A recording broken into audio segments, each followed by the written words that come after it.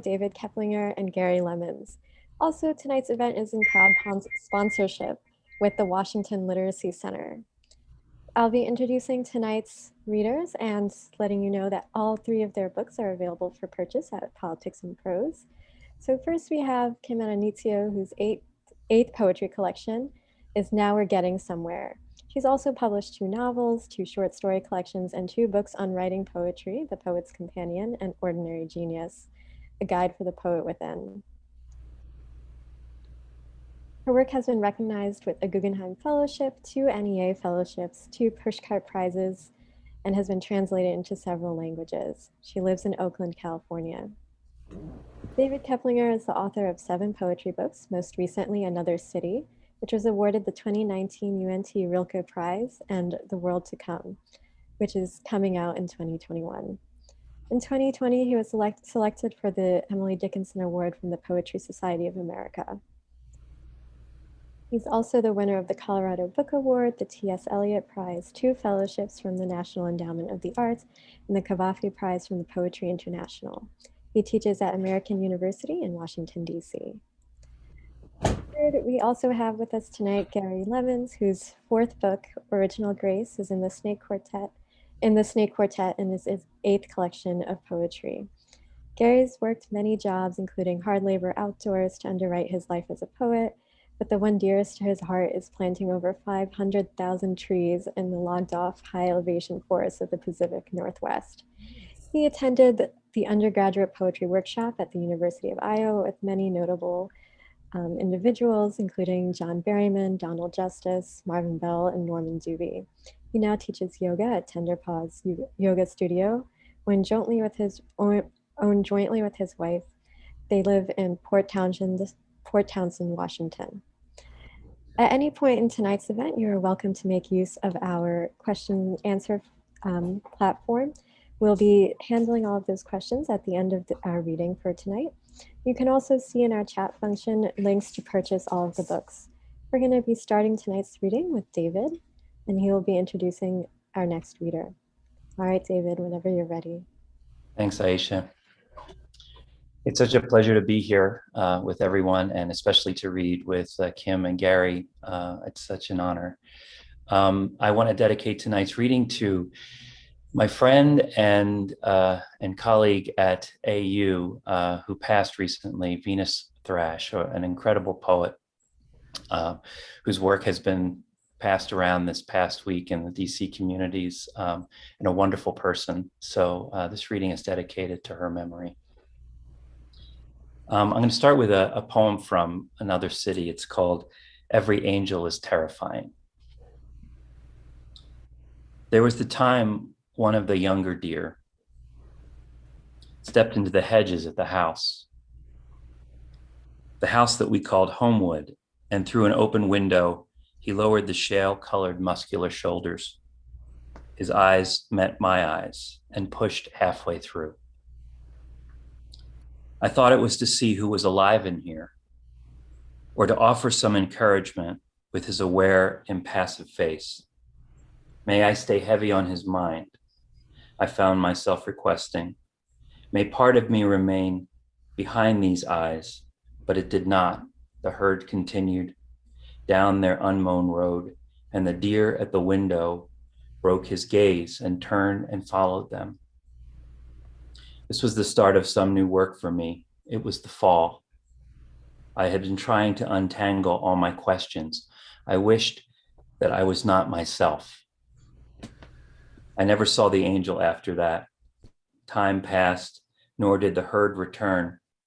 I went back to what I had been doing all along, except that I could feel a certain focus, the concentration of a being standing watching who I am.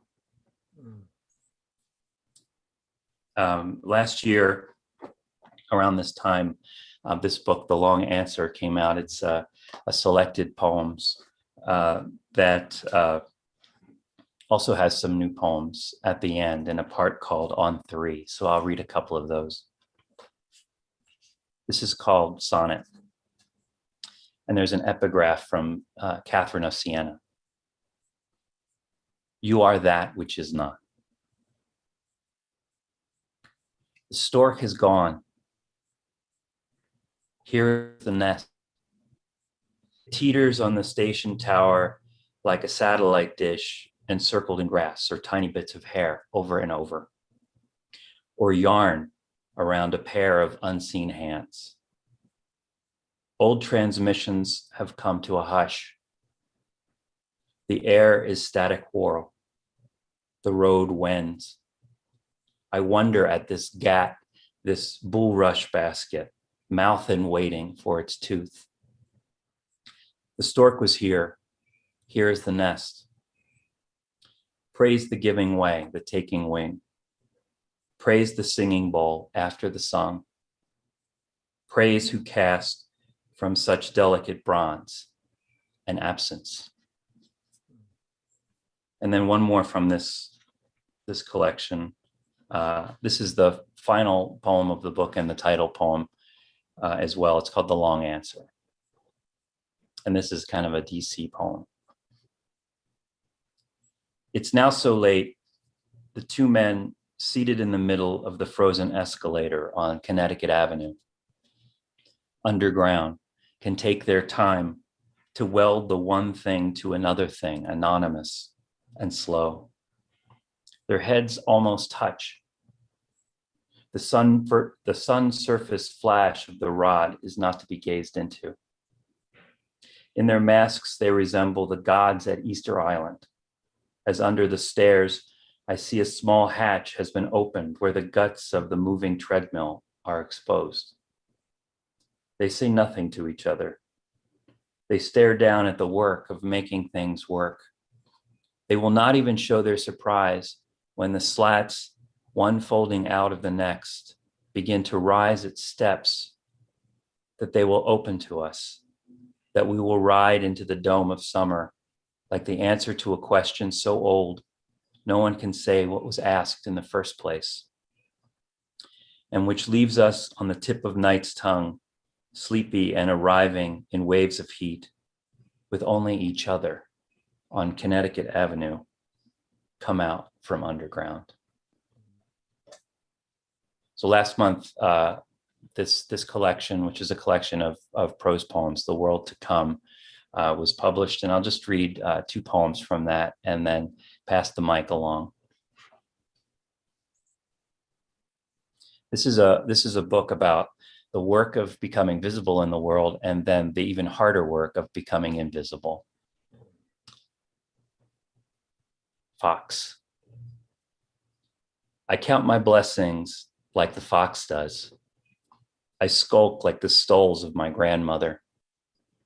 In Harleysville on High Street, deep in my Catholic years, her stoles lay silent on the beds at parties, in the houses she said were too rich for her. I'm the slow reader who must say the words out loud. I hold every word in my mouth like an egg. I come from the guild of the thieves. I loathe and long for what won't have me. The way my grandmother threw the fox head, wide-eyed, over her shoulder as she left in a huff. And then this is the last poem of the collection, written after a summer in Assisi, thinking about the life of St. Francis. And it's called The Third Person. One must speak of the eternal self in the third person only. The eternal self stood beneath the olive trees that wagged their branches. It lived off sunlight once and the gloppy impasto of rain. The eternal self once had hands and a face, eyes and a mouth, but snails ate up the grass, then the sun, the sky, until there was no world, no light, the body invisible. All that remained were birds who knew how to fly at night, and snails and insects, instead of words that speak of the eternal self, instead of the work of the hands. Thank you all for the time, and now it's my pleasure to pass the mic along to Kim Addonizio. Kim.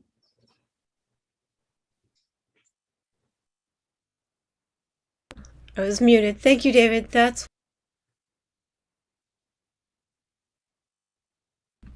sorry. Okay, now I'm unmuted. Thank you, David. That was wonderful and far too short. I felt I said it better the second time when I wasn't muted. So yeah, I may take the full 10 minutes they suggested here.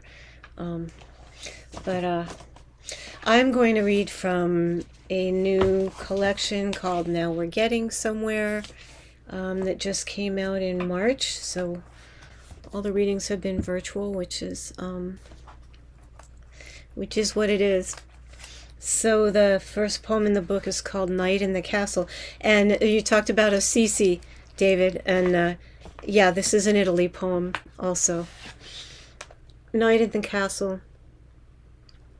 I'm not sure what to do about that scorpion twitching on the wall. Maybe I should just slam it with this book of terrible poetry. Or just read aloud to it until it dies of a histrionic metaphor, bleeding out on the ancient stones in a 5-octave aria. If I get a little drunker, I might try to murder it with my sandal. I gave up on mercy a while ago. That's what happens when you live in a castle on an artist's grant. You look at the late afternoon Umbrian light smearing itself over the tomato vines and feel entitled, like an underage duchess whose husband has finally died of gout, leaving her free for more secret liaisons with the court musician. She might even have poisoned the duke, the lecherous shit. It's hard to remember what life was like before this, and I don't want to. I want to stay here and poison the king next. I want to be feared and beloved queen, ordering up fresh linens and beheadings, locking up bad poets in their artisanal hair shirts, torturing academics with pornographic marionette performances. Meanwhile, the scorpion is still there, twitching slightly, reciting something about violence in the prison of ego. And I can hear the clashing armies on the wide lawn outside, sinking down into history and then standing up again. I always think of the end of Dover Beach in terms of that last bit with the armies, ignorant armies clashing by night. This is called Black Hour Blues. It's a sort of loose blues form with some 3-line stanzas and some rhyme. Black Hour Blues. Nothing is the new black shit soundtrack. The elk's black blood leaks from the roof rack. Black the prospects of the destitute sick. Blackberries supperate in the pie tin, green cards burnt black in the gas-lit oven, black mold loitering in the privacy of prison. Black Deepwater Horizon, pelican and dolphin, through Standing Rock a black worm crawls, black Baltimore, Mali, Iraq, Sudan, Cambodia, Sinai, Selma, The darkling beetle raises its black back and runs through the black ghost ship and Grenfell Tower ruins. Black Syria, Somalia, Ferguson, Attica, Gaza, Yemen, Black heart weighed against an ostrich plume, blindfolded goddess, long sword drawn, nowhere in the come down, come down.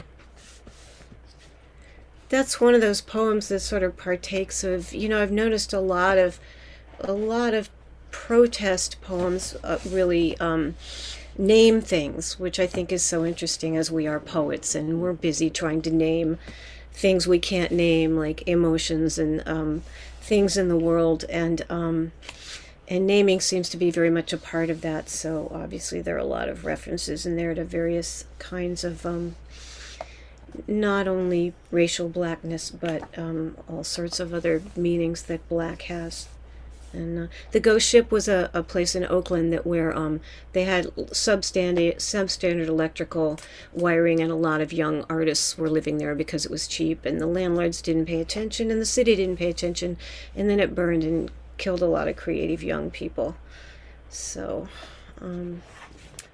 yeah, this is also one that rhymes quite a bit. I got into mono rhyme poems for a while, and And so this is kind of a mono-rhyme sonnet.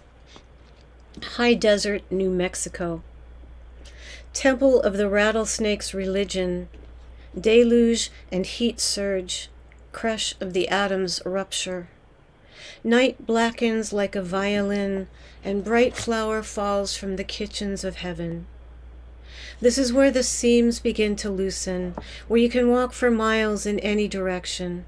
Rabbit, lizard, raven, insect, drone, and almost forget the shame of being human. Smoke tree, sage, not everything is broken. Horses appear at this remote cabin to stand outside and wait for you to come with a single apple. Abandon your despair, you who enter here forsaken. The wind is saying something. Listen.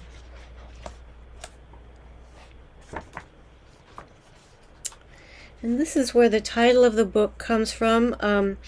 Now We're Getting Somewhere, which for a long time was quite an ironic title, and maybe now is a little more hopeful. It keeps flipping. But this is small talk.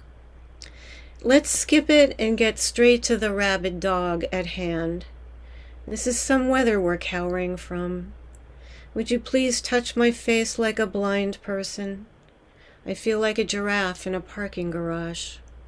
Let's skip it and get straight to the death smell coming from behind the refrigerator.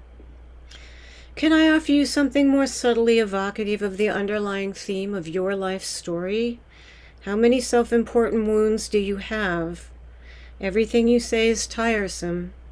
I'm going to walk away slowly and not look back. Now we're getting somewhere.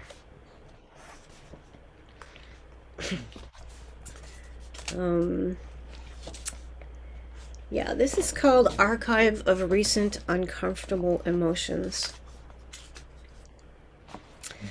This haircut makes me feel ugly feeling. The however much I drink I can't pretend it's love feeling. The strangled by the foul and ugly mists of vapors and iambic pentameter feeling. The everything I write is shit feeling. The I'm sorry I gave you those blowjobs and did you not understand the meaning of reciprocal feeling. The it's not my birthday anymore, I'm just older feeling. The looking at x-rays of my teeth feeling. The something died in your eyes and I can smell it feeling. The literary recognition might be just another shiny object feeling. The darkling I listen, and right now I think it would be kind of cool to die feeling. The Keats is dead feeling. The Leonard Cohen is dead feeling. The blank and my blank are also quite dead feeling. The I am Jean Reese getting blotto in a dismal room in Paris with black specks on the wall feeling. The maybe I'm just getting blotto feeling. The trees are no longer my friends feeling. The my friends are no longer my friends feeling. The once I was a 19th century Russian novel, but now I'm a frozen chicken entree feeling. The I can always return this feeling in the prepaid envelope provided feeling. The I am the prepaid envelope feeling. And I'm going to try to do just two more. Speaking of Keats, there are a few that, I mean, what poet is not in love with Keats? So, and this, of course, is the room in Rome where he died, where his friend Severn, the artist, was with him at the end. Still time. In Severn's letters, Keats is still alive, though coughing blood. One day he's better, then things look very bad, and if you stop reading, he's still lying there, calmer again and clearer, before they take his body out and burn the wallpaper. In books you fall in love with, you always slow down a few pages before the end, but then there you are, with only the back cover blurbs that say, this story will make you cry, and maybe an outdated photo. When you photograph the famous fountain, the water stops moving, but water never really stops moving. Your plush lion swirled away. Your parents floated off okay, but also that wine stain on your shirt only looked permanent. After the horrifying bats in the cenote, little gold-flecked fish appeared. You finally stop sobbing in the bathroom at weddings. You can't go back to 1821 and invent streptomycin or stop the poet's kindly doctor from bleeding his patient, but you can climb the stairs to that room in Rome and see the flowers on the ceiling, the same ones Keats held for weeks in his fevered gaze. That's as close as you can get.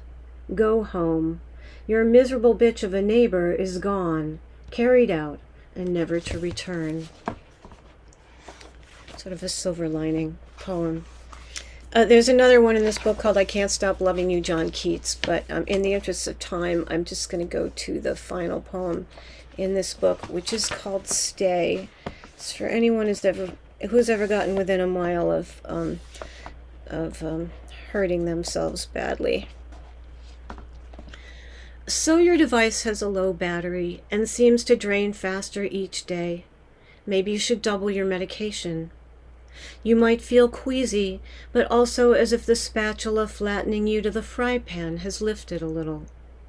So your breath comes out scorched, so what? Trust me. Inside, trust me on this. There's a ribbon of beach by a lake. In the sand, fragments of a fossilized creature resembling a tulip. Back in the Paleozoic, online wasn't invented yet, so everyone had to wander alone and miserable through volcanic wastes or just glue themselves to a rock, hoping someone would pass by.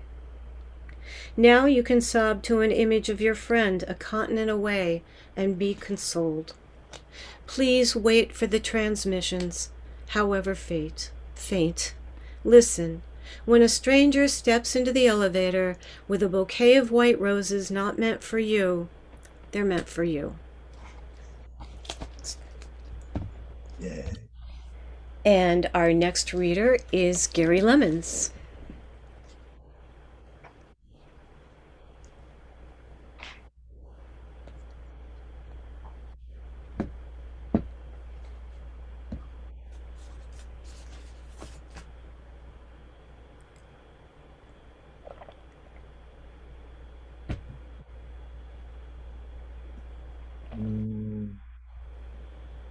Do I have to do something? Oh, Gary?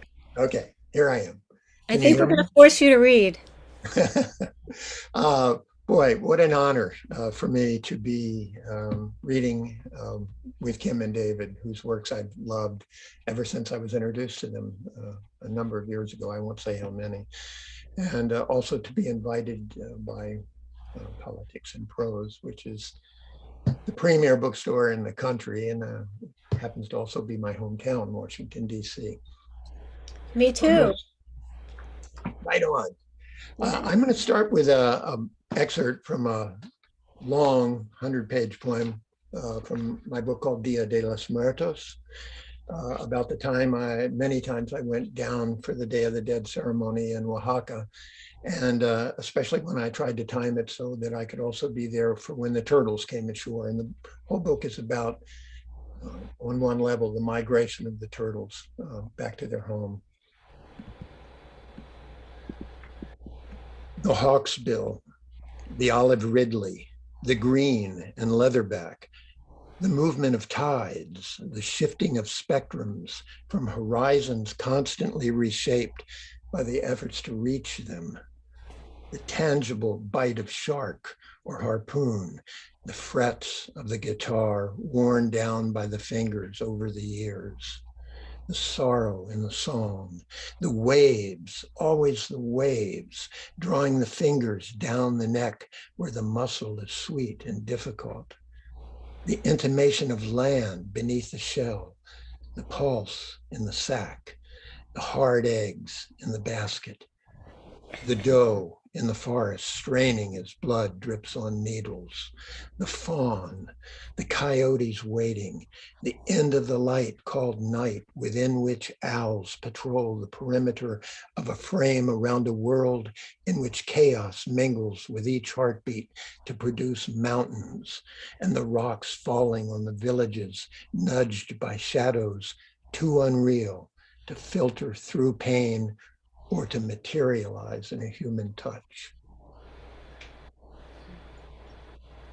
And And I will read a couple poems from The Weight of Light. All of these are with Red Hen Press, by the way, which and wonderful for me and to me. This poem is called Conquistadores.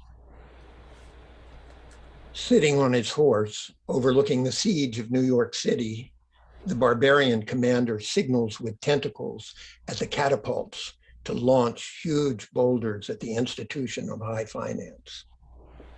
The horse is a blue roan with a black mane and tail and has carried skeletons back and forth between the mothership and the planet and is accustomed to the twang of siege engines. So when it relieves itself, it's not from fear, but as a war horse to contribute something to the enemy's confusion. The bankers watch the stone in midair coming slowly across the sky, like the meteor Brontosaurus might have registered briefly before the Smithsonian opened. Barbarians have no heart. So for them, this is not an emotional experience. It's just the end of money, the end of barter, the end of intersections between faith and a wallet, the end of the price of admission. For them, it's another day sweeping the galaxy free of dust bunnies. For that reason, the stone turns to a mirror as it approaches, and when it lands, no one can look away. No one can look away ever from one another's suffering, ever. You dig? Again. Okay. And here I am. I promised myself I wouldn't wander through the book looking for the right poem, but I found it. This poem is called The Ferry, also from The Weight of Light. On the shore, there are cattle with egrets on their backs, popping kicks with the expression of a taster for an unpopular king. Foghorns are calling on the river, beautiful and haunting, warning of deadly consequences from chance encounters. A famous Confederate general once said, "War is a middling, poor way to create new jobs." I watched the ferry approach with the crew directing the boat toward shore in orange vests like marmalade spread on ghost. I think of years of unemployment, living in poverty, a student of poetry, how the heart never recovers from the sound of a slamming door. When the ferry arrives, I find today is not the day to cross to the other side. It's never too late to pick up a hammer and swallow it, all the way down to the place where the nail waits to be driven into the unfinished sculpture that once completed expels a tear.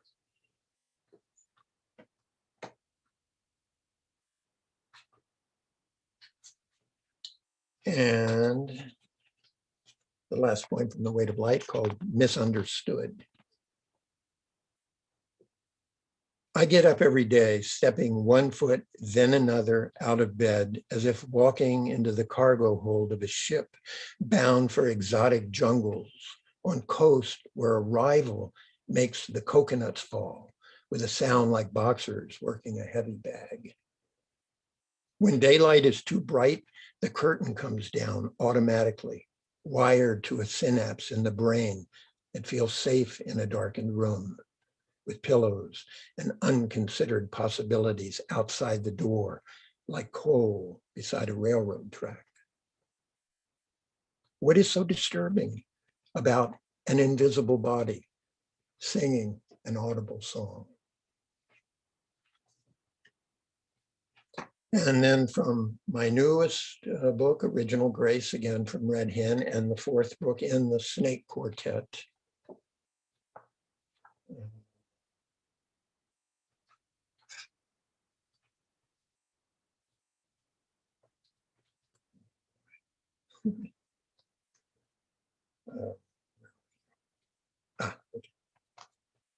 How it was. Snake watches the patriarchs of the free world pecking in the barnyard. sees them finish for the day, then crawl through a knothole where they pull the curtains in an oval room around a crumbling house before tethering their donkeys to each other's light. Oh, what a sight! Streaming cigar smoke from open sores while floating like fish atop a moonlit reservoir. The cigars set off smoke alarms whose shrieks make the fly strips shudder as if the snow leopards stuck to them still live. Then the curtains can't be raised. The patriarchs strain even the thumb and finger that counts money or pinches a thigh.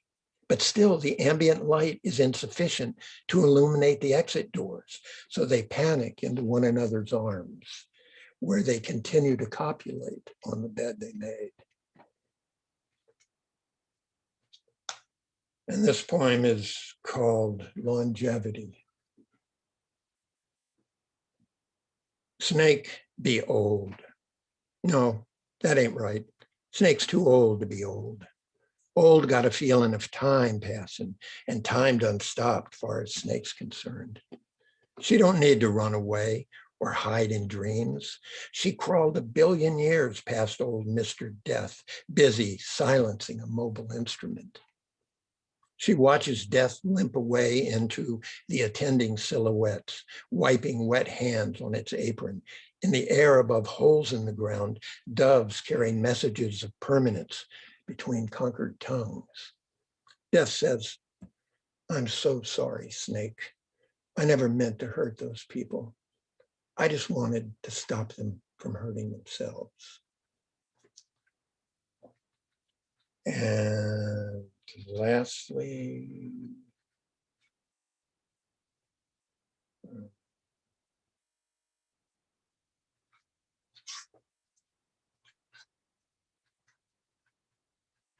okay. Visitation. Snake came across a tiger, or its bones, or the fog from its bones, or the shadow of its appetite, streak of dark eyes blinking in quartz, lost chromosomes of yesterday's light. Oh, the tenures of tomorrows caged in things, beneath a swollen river, cutting new channels around dead willow, tiger looks out without speaking. This is Snake's story, yes, with tiger in it, but not the same tiger watching us right now. What tiger hopes that Snake will say, Snake says. Her words like a gouache painting of a stork lifting a child from an ocean of blood. She gathers ice into her tail like a feather dipped in ichor to sketch exit ramps for lovers disabled by the enormity of their needs. Snow falls everywhere, randomly building a snowman that dances when no one's around. So dance. Surely it is safe to say by now that no one is around. Thank you.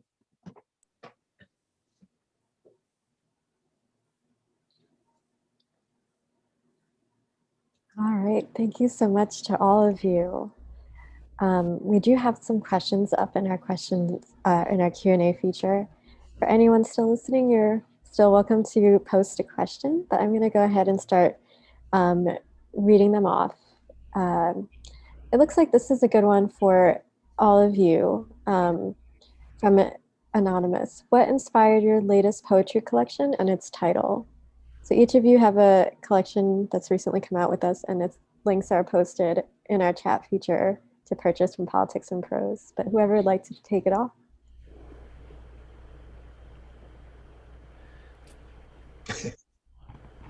Can you hear me? Okay.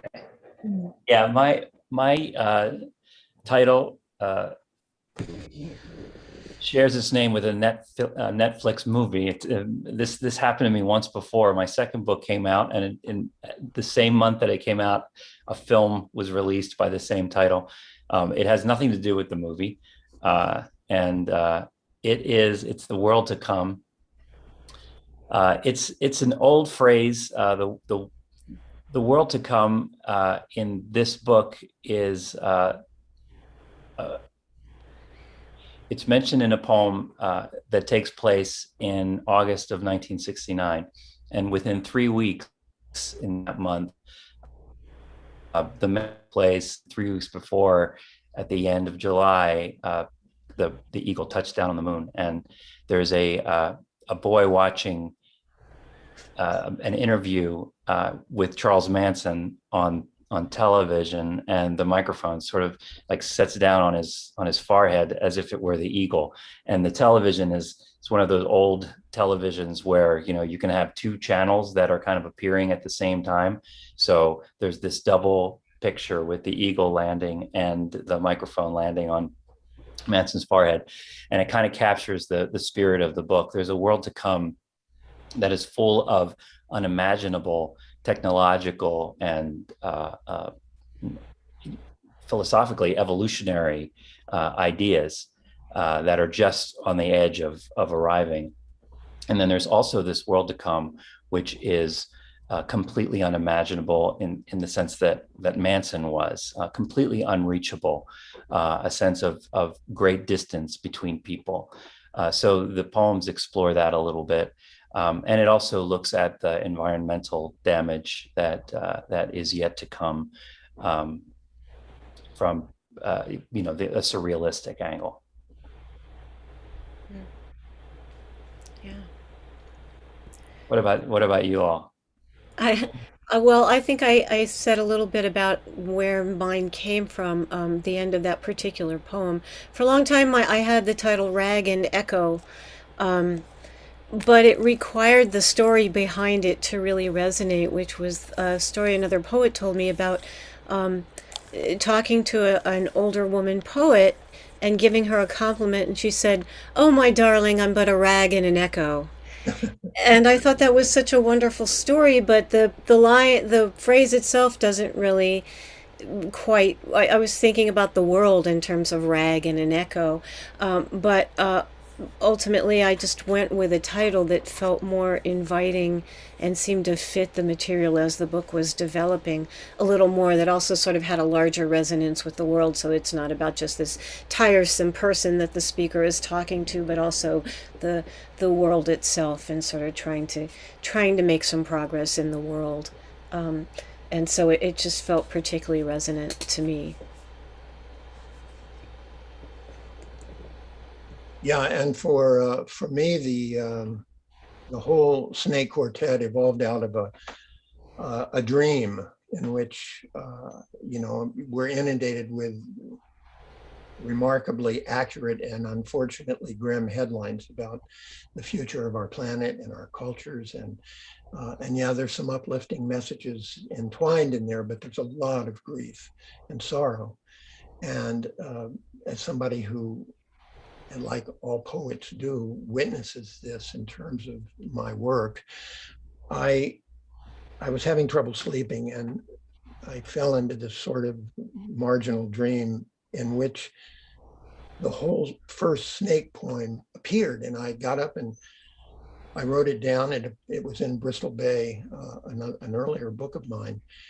And I had no paper to write it down, which is odd. So I tore the blank pages off of some paperbacks and wrote it down on that. And then the whole voice of Snake, witnessing the de-evolution of our planet and our complicity in that, started to rise up. And the voice of Snake, which is both, it has no gender. The snake is all genders speaking at different times through different personas. It's like the last residual voice of the organic whole after it's gone. And that whole thing just came into being through, I guess, unpacking the grief I feel being a part of this world as it's unfolding in front of me. That actually does lead into two questions that I'm going to combine here that I think you all also would be great at answering. This part of it is directed to Kim, but I will open it up.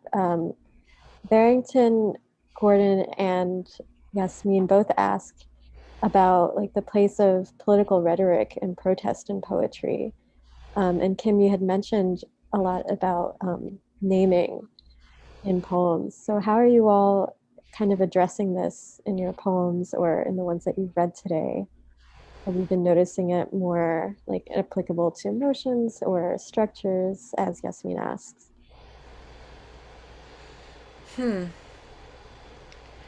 I guess that, it's, if you're, I think what we write out of is our obsessions and the things that keep us up at night. And so I think if the world is one of them, if the suffering world is one of them, um, there, David, um, Lemons, or Gary Lemons, sorry, had a line about the suffering, the suffering of others, or how you deal with that or ignore it or not. And I think that's always been an obsession of mine.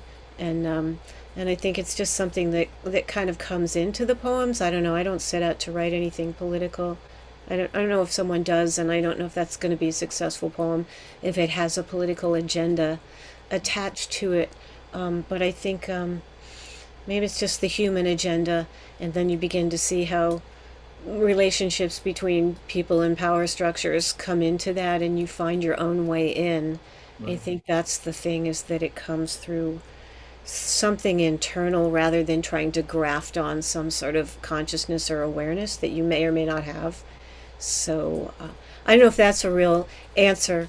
That's a sort of fumbling answer, but I don't think of it as being rhetorical so much as, or I don't know that rhetoric is really what we're doing in poetry. I think it is more sort of a struggle with the self and a struggle with our relationship to others and the sort of way the world is organized towards other people and other species, even, that sort of creates some sort of disturbance in the field that you have to address in some way. And sometimes, as Dickinson said, writing it slant is a better way to get there than trying to hit someone over the head with your opinion.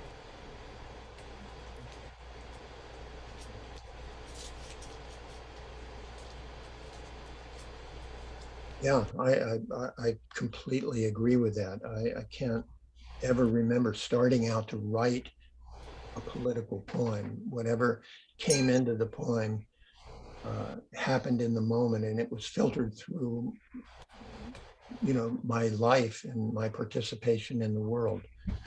And I know 100 years ago, Auden said in his great in memory poem for Yeats, he said, "Mad Ireland drove him into poetry," and that implies what I think Kim was saying, is that we may be driven or directed into something by events, but we don't set out to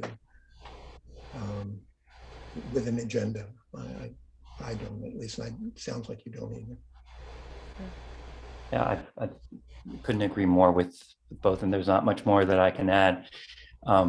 The thing that I always think of is a line from Czesław Miłosz, who said that the true vocation of the poet is to contemplate being, but sometimes you're cornered by history, which gets to what Gary just said. And this sense of being cornered by history is certainly what we're all feeling right now. You can't help it. My sense of my own poetry is that the better I get at my craft, the cleaner and clearer window it is. And that window is just going to project forth what's already in me. And the more aware I become of not only what's going on out there, but, as Gary said earlier, my part in it, my complicity in it, and where my complicity meets my ability to just recognize and be aware and shine the light of awareness on what's happening, then I'm doing my job as a poet. And I think that all poetry is political then, as Carolyn Forche said in the early 90s, and against forgetting. And I couldn't agree with that more. Yeah.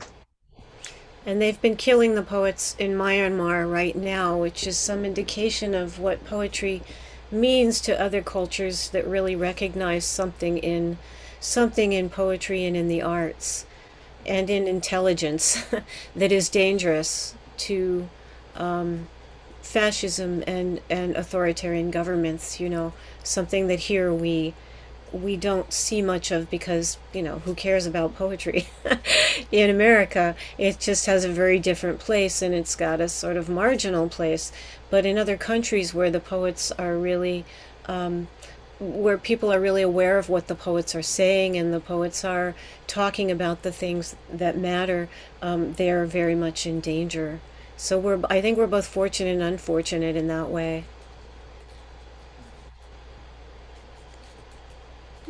I feel like what I'm taking from this is really kind of an amalgamation of what Gary said, that like we're so very present in the world right now that this is what becomes the subject of poetry. And that leads in well to a question from Stephanie Grant, who writes, they're curious how you all work with the tension between lyric and the narrative being political or otherwise in your poetry, the tension between or the continuum along which you navigate. Would anyone like to start by speaking on how you're balancing that?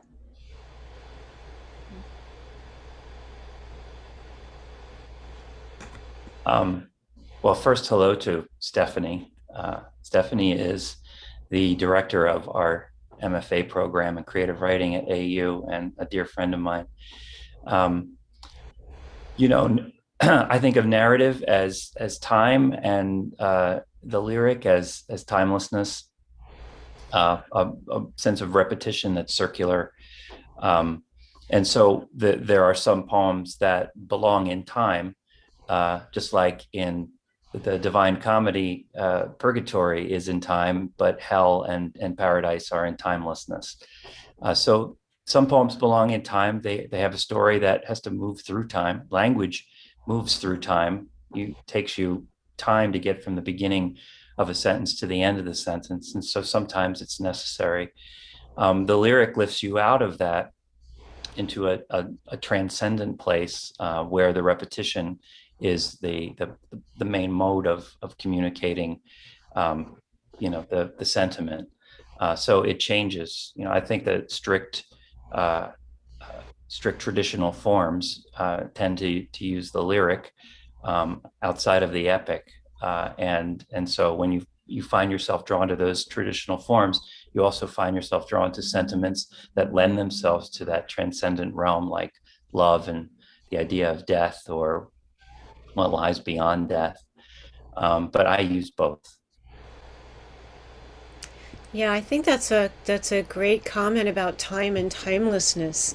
So really so fascinating. I find that a lot of my students get really stuck in narrative. They just tell a story and say, "Hey, this is what happened," and it's hard to get them into the other space of sort of a lyric recognition to get to some idea or thematic concern beyond sort of like, yeah, this happened and I was sad about it, or this happened and it was great, and so it's an interesting thing to me right now, thinking about, because I've been much more drawn to lyric modes than narrative for a while now, although I really value story. And I guess ultimately story is like the story of human consciousness, which is told in many different ways, even maybe beyond the binaries of lyric and narrative, right?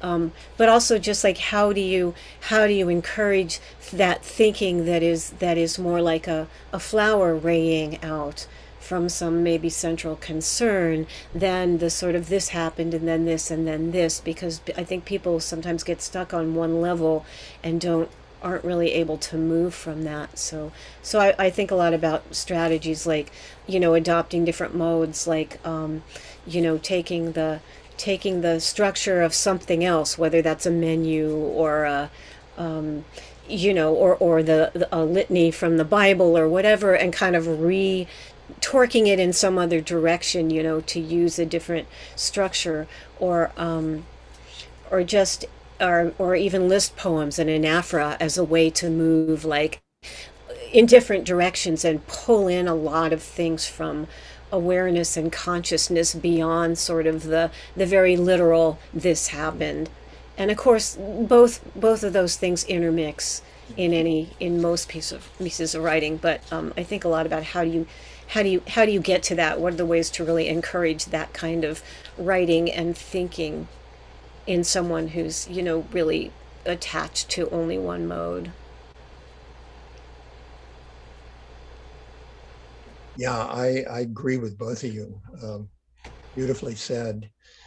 When I was learning, and I am still learning the craft of actually moving language onto a page and calling it poetry, I remember one of my teachers, my early teachers, used to quote Charlie Parker and would say, if you want to learn to improv, you have to learn your scales, and they have to be intuitive. You don't just learn them and know them. They just bubble up out of you in the process of creating. And so I spent a lot of years, and still do, working with formal forms, feeling that they compressed me, they cornered me in such a way that I had to be very inventive to escape. And that was, I recommend that, and I still practice that, although less and less. But the comment about time and timelessness, just wonderful, as well as what Kim said about this is all interlinked anyway. The narrative or the story is, from the moment we're born, we're given a story. We have no control over it, and we learn to modify it with our own tools along the path until it hopefully becomes our own. And then the urge is, because it's ours, to get it out there. And the discretion is to learn how to filter it through your craft, I think.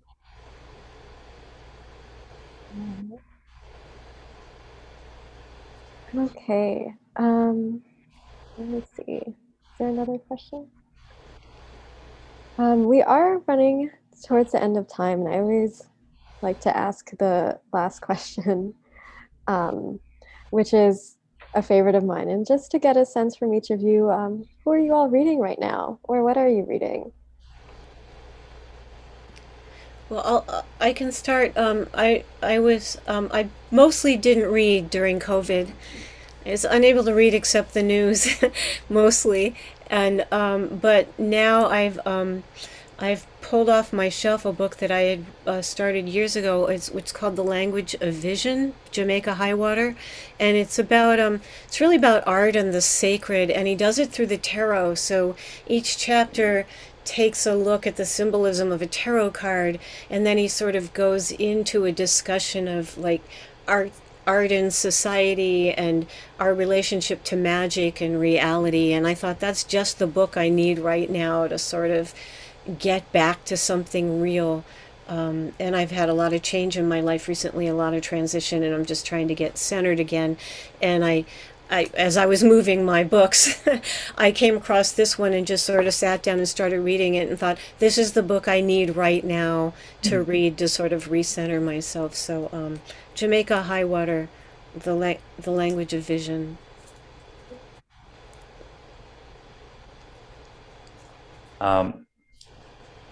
That's a great one, Kim. I have to check that out. It sounds amazing. I'm reading some books that I'm going to be assigning in my fall classes. One is Felon by Dwayne Betts, and it's an amazing book that it's about erasure. And another one is called Braiding Sweetgrass by Robin Kimmerer, which is a milkweed book. It's nonfiction. And she's a tribal head, and she's an environmental scientist. And Rick Barrett's The Galleons. I haven't gotten to that one yet. I'm going to be assigning it in the fall, so I'm reading that. And then my former student from AU, Shayla Sabri's new book just came out called Field Study, and it's a beauty. So we'll be looking at that in the fall too. And that's a poetry book. Yeah, and I'm in a extremely productive place right now in my work, and they come and go, but I've got 3 or 4 manuscripts that are galloping toward the finish line. And so I find that when I'm in that place, I don't read very much. It's like I try not to have too many voices in my head at that time. So I'm reading a book called The Overstory right now, which I dearly love. And I'm also reading The Annals of Rome by Tacitus, just to get some sense of how history has continued to repeat itself over the eons. But that's about it. I'm not really reading much. I don't have a TV, so there's not a lot of external input coming in right now. I'm all cuckoo inside, so to speak. Well, thank you. And I did see that I missed one last question that came in right before we end. It's also an anonymous question. It says, and this one's more directed toward David, if that's okay. David mentioned that his book addresses visibility and invisibility. Could you say a little bit more about this and the challenges of writing about invisibility? That's kind of the longer story I was avoiding with my Charles Manson mention. I figured I'd go for Manson. St. Augustine wrote about the invention of the body, how a soul passes through the 7 celestial spheres on its way to Earth. And by doing so, it gathered up the metals of each of those spheres in coming to life on the planet. So through the sun and through the moon and through Mars and through Venus and all of the seen and known planets at the time. And so the first half of the book is about the gathering of those metals and how each of those planets has a kind of personality that we take unto us when we arrive here. And then the second half of the book is about shedding those metals and becoming smaller and smaller until, like the eternal self, you're spoken of in the third person and disappear. So I like that. It's like the narrative and lyric tension. You want both in your poems. You want visibility, of course, you want the world, but you also want that transcendent or invisible world that's not really spoken of, that invites the reader in and makes your poem porous. So I tried for that in my book too. Thank you. Thank you all so much for your readings today. And thank you to our audience for the questions that you provided. And also a quick thanks to the Washington Literacy Center for helping us put on this event. And a third plug, all 3 books by all 3 poets, Snake Volume 4, Original Grace, and The World to Come, and Now We're Getting Somewhere, all available for purchase in the store and online at politics-prose.com. We hope to see you in person someday soon, but thank you for joining us today on Zoom. Stay safe, stay well, and definitely stay well read, everyone. Thanks. Thanks, Aisha.